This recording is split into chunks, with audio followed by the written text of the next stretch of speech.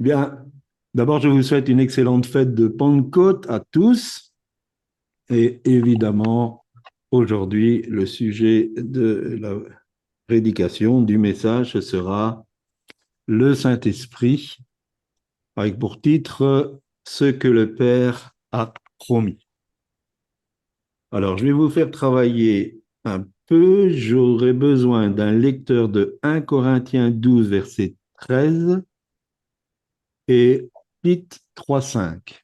1 Corinthiens chapitre 12, verset 13. Merci Xavier. Nous avons tous en effet été baptisés dans un seul esprit pour former un seul corps, soit juif, soit grec, soit esclave, soit libre, et nous avons tous été abreuvés d'un seul esprit. Je vais lire Merci Tite, Fanny. Tite 3, verset 5. Il nous a sauvés, non à cause des œuvres de justice que nous aurions faites, mais selon la miséricorde, par le baptême de la régénération et le renouvellement du Saint-Esprit. Merci. En introduction, j'aimerais parler effectivement de ce qu'on appelle le baptême du Saint-Esprit, parce qu'il y a beaucoup de confusion. C'est ce que nous allons voir. Dans le verset de Tite, au chapitre 3, verset 5, le mot baptême qui est utilisé n'est pas le mot grec baptizo. Donc ce n'est pas le même mot que quand on parle du baptême d'eau. Ce mot veut dire un bain, pas une immersion. Et ce bain, c'est un bain de régénération.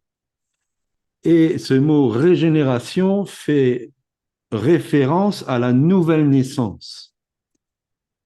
Le mot grec dénotait la restauration d'une chose à son état primitif, sa rénovation, comme le renouvellement et la restauration de la vie après la mort. C'est aussi le mot qui est utilisé pour parler de la terre qui a été restaurée après le déluge.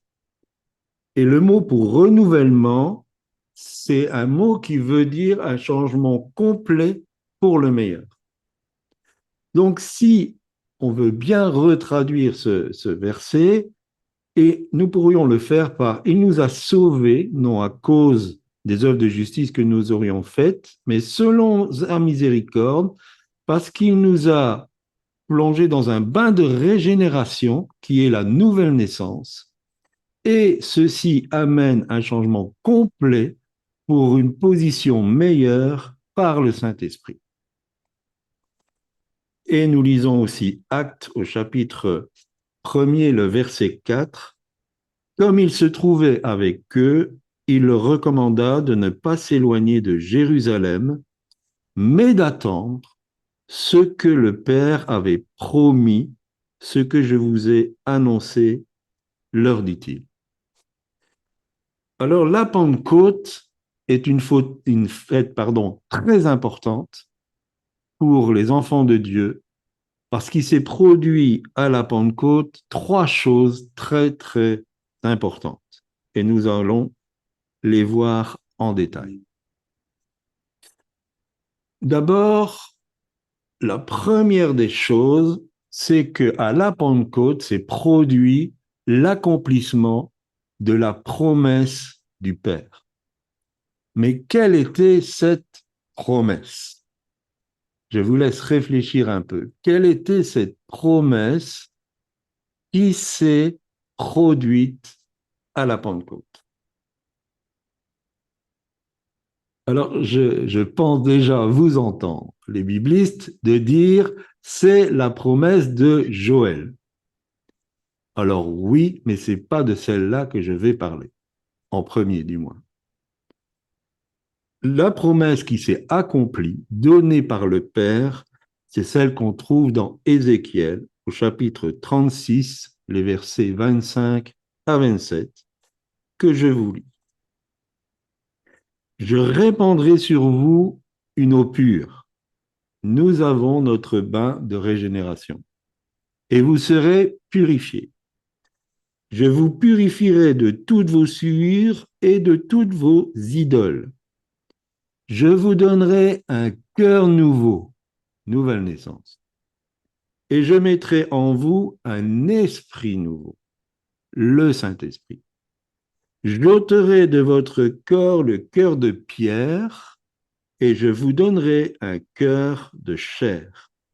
Je mettrai mon esprit en vous, retenez bien, en vous, et je ferai en sorte que vous suiviez mes ordonnances et que vous observiez et pratiquiez mes lois. Donc, il y a eu un bain, une aspersion, on pourrait dire, et l'implantation d'un esprit nouveau, qui est le Saint-Esprit, et qui va se manifester par un cœur aimant. Ça, c'est le baptême du Saint-Esprit.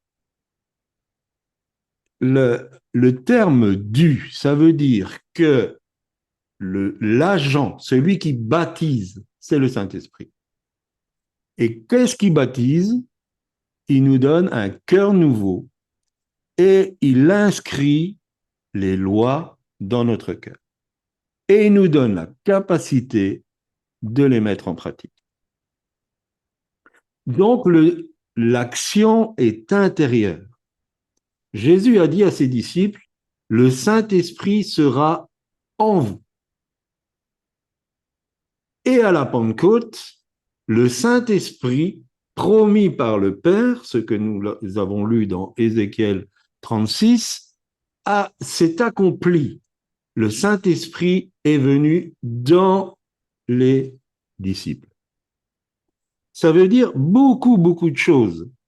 Et pour revenir à 1 Corinthiens 12, verset 13, Paul dit, nous avons tous été abreuvés d'un seul esprit. Ça, quand on s'abreuve, ça veut dire qu'on reçoit une eau à l'intérieur de nous. Cette eau de régénération, elle nous a pénétrés. Ça, c'est comment je dirais, ce qui, on est plongé dedans. Donc l'agent, c'est le Saint-Esprit, et on est plongé dans cette eau de régénération. Et cette eau de régénération, elle provoque que notre cœur de pierre est changé en cœur de chair, et que dans ce cœur de chair, le Saint-Esprit puisse inscrire les lois de Dieu et aussi nous donner en même temps la force pour les respecter et les accomplir. Ça, c'est la première chose qui s'est passée. Donc, le pentecôtisme a fait une erreur monumentale, je dirais, d'associer le baptême du Saint-Esprit au fait de parler en langue. Même si dans les actes, quand on parle que quelqu'un a été touché par le Saint-Esprit, souvent c'est accompagné du parler en langue et de la prophétie, ce n'est pas le signe initial. C'est une mauvaise doctrine. Le parler en langue est un don. Et mettre en exergue un don par rapport aux autres, c'est déjà quelque part, comment je dirais, frustrant. Mais mettre en exergue le don au lieu du donateur, ça, c'est se priver de quelque chose de glorieux. Donc, le signe initial du baptême du Saint-Esprit, donc on parle bien du Saint-Esprit, n'est pas le parler en langue. C'est quoi le signe initial de quelqu'un qui est baptisé du Saint-Esprit? C'est son changement de cœur. Et c'est le fait qu'il soit devenu une nouvelle personne et qu'il soit capable d'accomplir la loi de Dieu.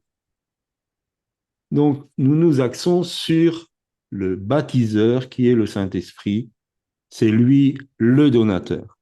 C'est pour cela que Paul dira dans 1 Corinthiens 13, je vous lis un verset, « Quand je parlerai les langues des hommes et des anges, si je n'ai pas la charité, donc l'amour, on sait que c'est le mot agapao, Je suis un airain qui résonne ou une cymbale qui retentit.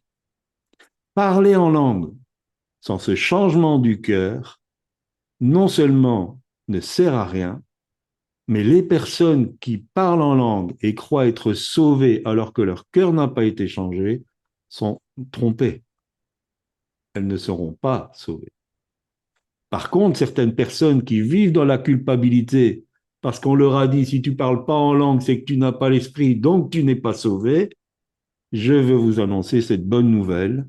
Si votre cœur a été changé, vous êtes de cette nouvelle humanité.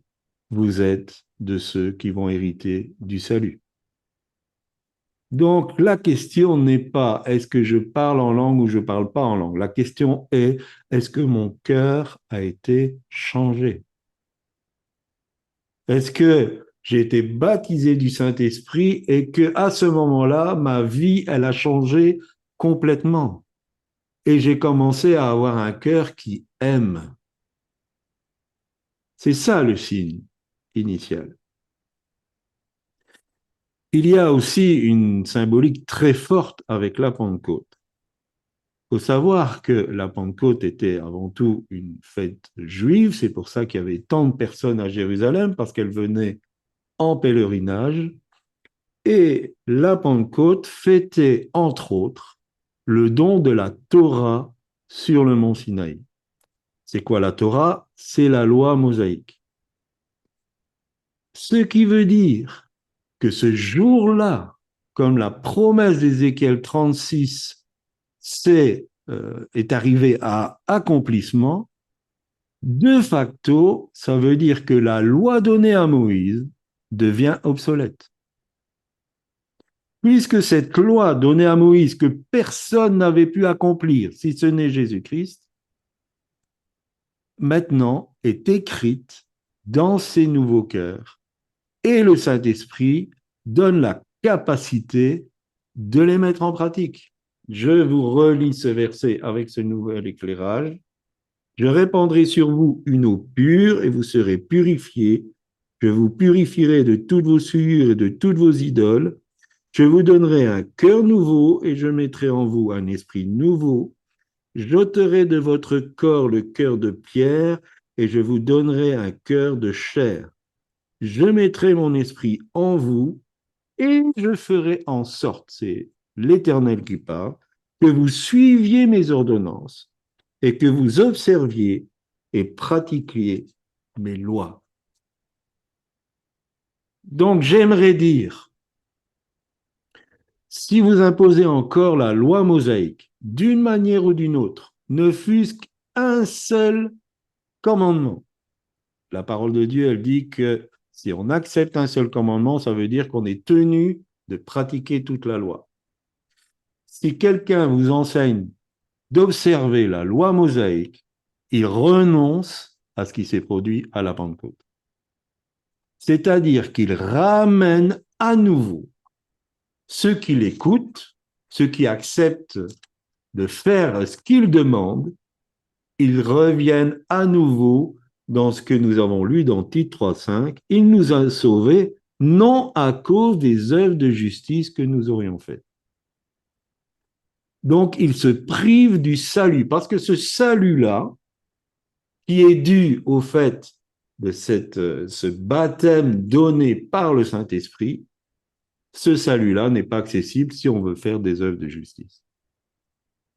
Donc, c'est très, très sérieux. Et je sais qu'il y a des courants aujourd'hui qui poussent les chrétiens à retourner sous la loi, à pratiquer certaines lois.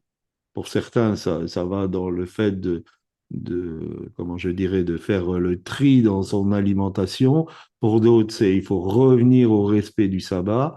Donc, toutes ces choses sont dans la loi mosaïque qui est devenue obsolète à partir de la Pentecôte chrétienne.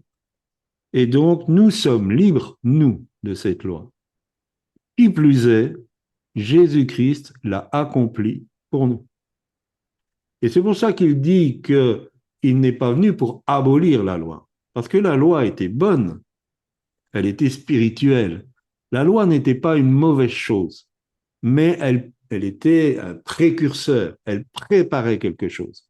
Quand Jésus est venu, il a accompli la loi et il dira, il n'y a aucun trait de lettre, même pas un iota, qui est la plus petite lettre dans l'alphabet grec, même pas un iota va être ôté de la loi.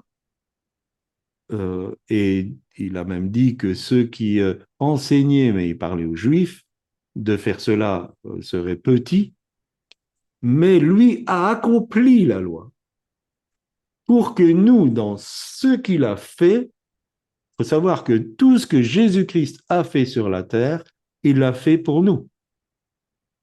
Il n'avait pas besoin d'accomplir la loi, il n'avait pas besoin de mourir, il n'avait pas besoin de rester obéissant jusqu'à la mort. Il était fils de Dieu, mais tout ce qu'il a fait, il l'a fait pour toi et pour moi. Et donc le fait qu'il ait observé la loi complètement fait que en lui, quand nous sommes en Christ, nous ne devons plus accomplir la loi, si ce n'est cette loi que le Saint-Esprit a écrite dans notre cœur et qui finalement tient en 2 commandements. Tu aimeras ton Dieu de tout ton cœur, de toute ton âme et de toute ta force, et lui seul, et ton prochain comme toi-même. Ça, c'est la loi que le Saint-Esprit met dans notre cœur, renouvelé, transformé. Ça, c'est la première des choses. La deuxième des choses, c'est que c'est produit en même temps le baptême dans le Saint-Esprit. Alors, quelle est la différence entre le baptême du Saint-Esprit? Le baptême du Saint-Esprit, c'est en vous. Le baptême dans le Saint-Esprit, c'est sur vous. Et Jésus a dit, l'Esprit Saint sera sur vous. Et Actes, chapitre 1, je prends le verset 5 et puis le verset 8. Jean a baptisé d'eau, mais vous, dans peu de jours, vous serez baptisés dans le Saint-Esprit. Alors, je sais que dans votre version, c'est du Saint-Esprit, mais le terme utilisé, ça veut dire que c'est dedans. Vous serez baptisés dans le Saint-Esprit.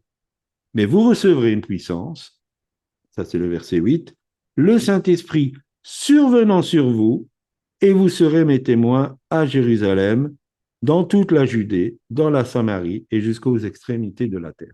Qu'est-ce que ça veut dire? Le baptême du Saint-Esprit, nous avons vu, le baptiseur, c'est le Saint-Esprit.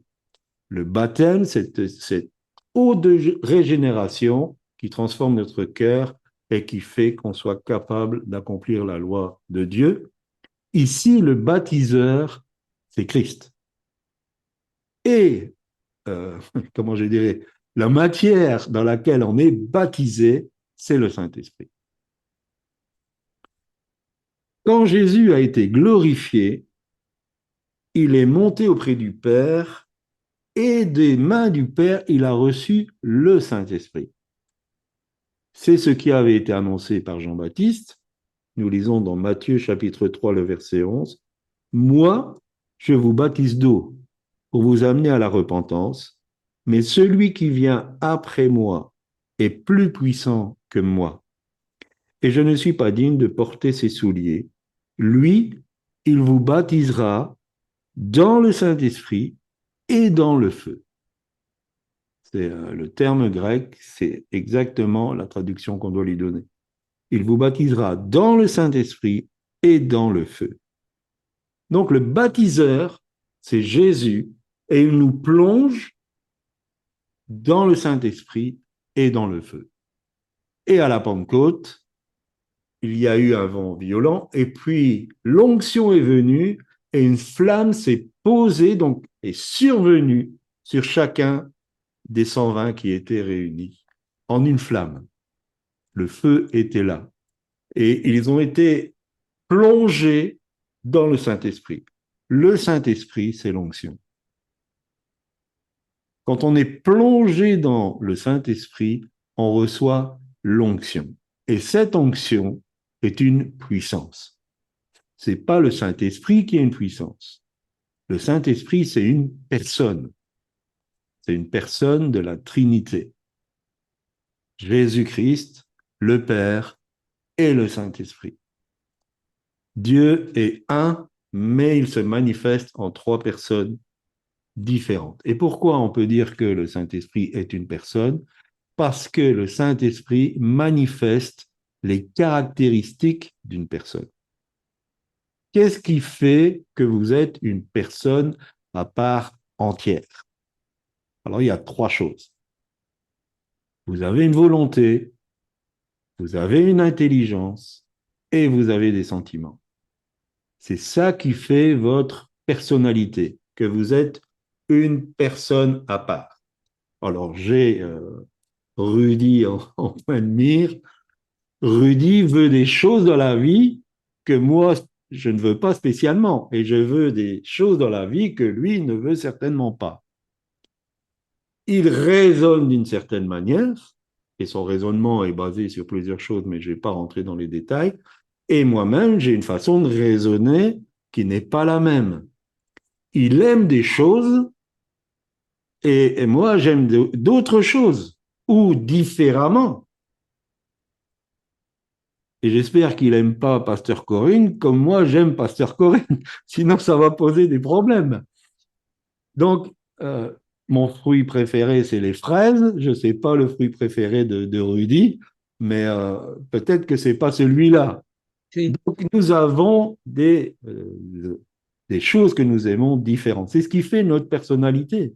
C'est pour ça que Rudy est une personne à part entière et que je suis une personne à part entière. Le Saint-Esprit veut des choses. Il dit sa volonté. Il impose même quelquefois sa volonté. Il a une intelligence extraordinaire. L'Esprit Saint sonde les profondeurs de Dieu. C'est impossible à un être humain. Et il l'aime. Il peut se réjouir et on peut l'attrister. La parole de Dieu, elle parle de tout ça. Donc le Saint-Esprit n'est pas une puissance. Le Saint-Esprit est une personne qui a la puissance. Et il nous communique cette puissance. Et c'est ce qui est arrivé à la Pentecôte. C'est la deuxième des choses. L'onction est survenue sur les disciples et cette onction est devenue une puissance qu'ils ont pu manifester pour être les témoins qu'ils ont été. C'est pour cela que on ne peut pas évangéliser, envisager l'évangélisation sans le Saint-Esprit. Parce que c'est lui qui nous donne la puissance pour être les témoins. Nous avons besoin de l'action du Saint-Esprit pour pouvoir évangéliser autour de nous. Donc, ils ont été plongés dans le Saint-Esprit et cette onction a permis qu'ils manifestent des dons spirituels, et notamment le parler en langue.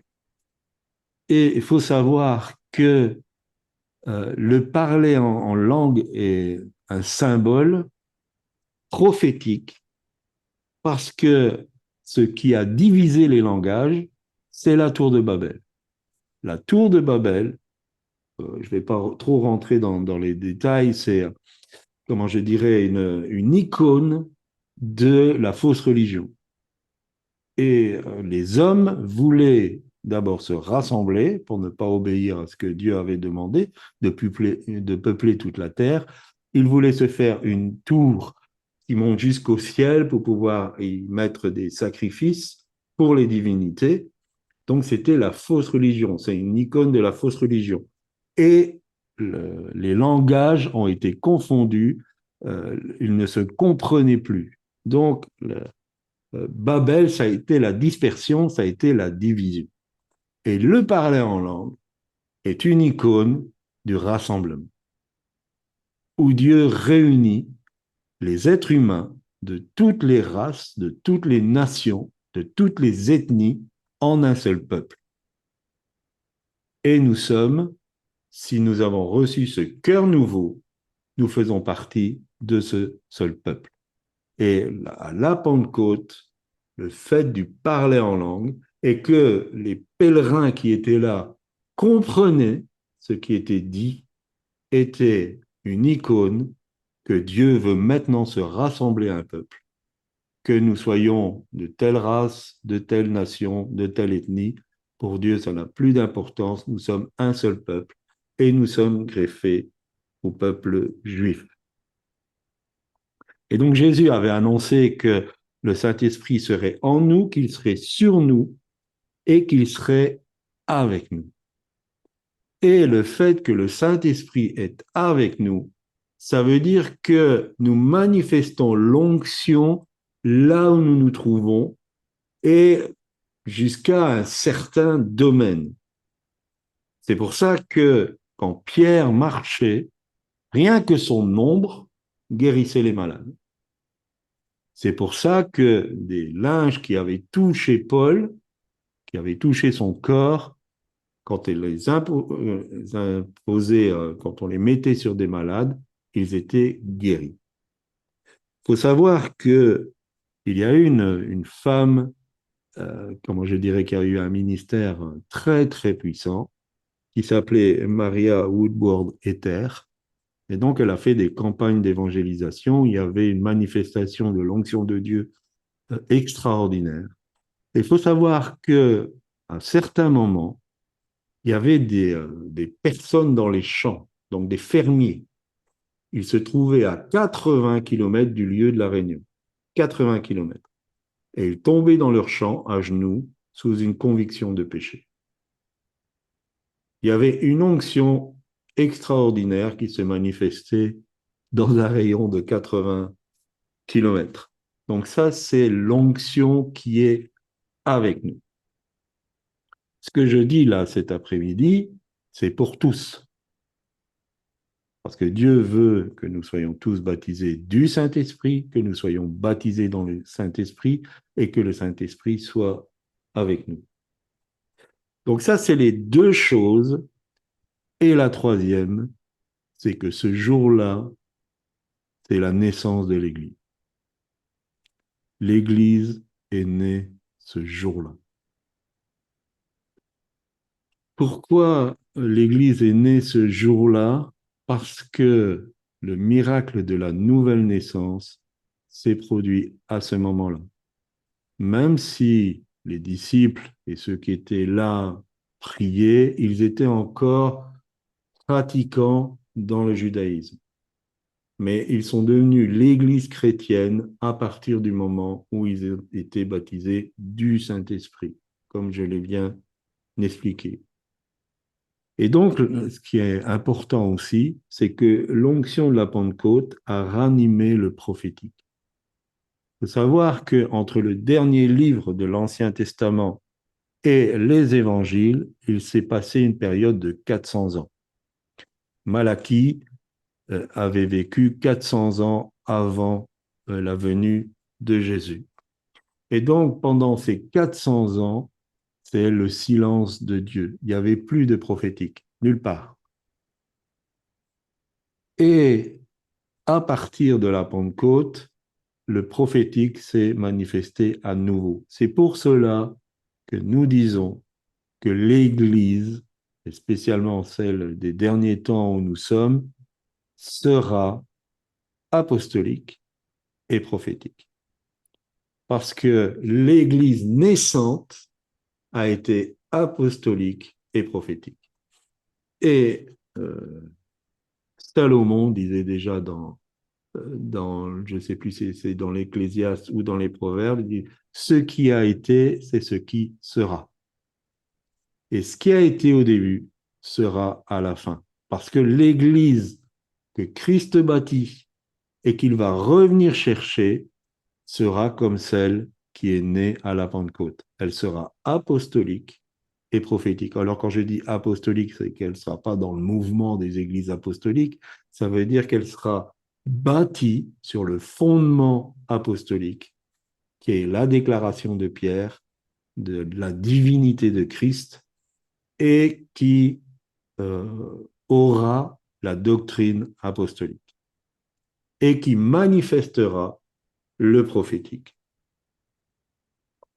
Donc ce sera un peuple né de nouveau suite à la confession de Christ et à cette onction prophétique réunie. Donc je répète, et je ne veux pas me faire trop long parce que sinon Pour les neurones, ça va être un peu difficile. Le baptême du Saint-Esprit, le baptiseur, c'est le Saint-Esprit. Et il nous abreuve de ces taux de régénération qui amènent ce changement du cœur et nous amène à naître par le Saint-Esprit. C'est l'indispensable pour être sauvé, mais pas le parler en langue. Ce n'est pas le signe initial. Et le baptême dans le Saint-Esprit, c'est Christ qui nous baptise parce qu'il a reçu le Saint-Esprit, qui nous envoie le Saint-Esprit, il nous plonge dedans et le Saint-Esprit nous donne l'onction pour accomplir la mission que Christ veut donner à l'Église. Et donc, c'est la manifestation de l'Église par les dons, et spécialement le prophétique, pour être des témoins dans ce monde. Et l'Église, bien sûr, des premiers temps, est le modèle de la structure et de la construction de l'Église. Si nous voulons revenir à cette Église apostolique et prophétique, il faut revenir au modèle annoncé dans le livre des Actes. L'Église doit être comme celle de l'Église des Actes.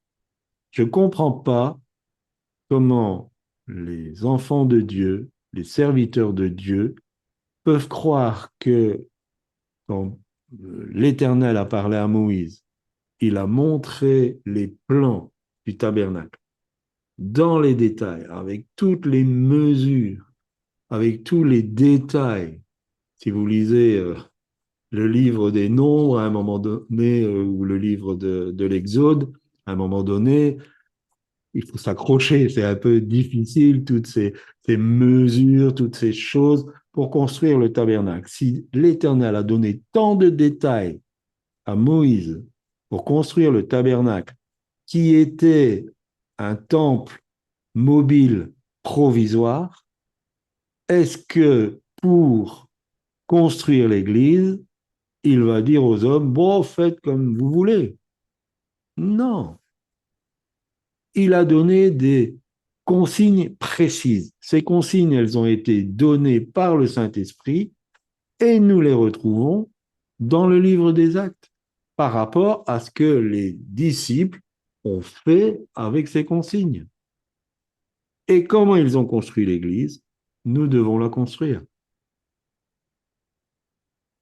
Donc voilà comment faire grandir l'Église, parce qu'elle est née ce jour-là, mais elle est appelée à grandir et à devenir finalement sans tache ni ride. Parce que même dans le livre des Actes et dans les Épîtres, on voit que l'Église de l'époque n'était pas sans tache ni ride, il y avait des difficultés, il y avait des choses à régler, mais par le Saint-Esprit, nous arrivons à ces temps où l'Église va devenir sans tache ni ride. Et quand ce sera fait, Christ peut revenir la chercher, et pas avant. Donc voilà, j'espère que ça vous a éclairé. Je ne veux pas être beaucoup plus long cet après-midi. Est-ce que vous avez des questions?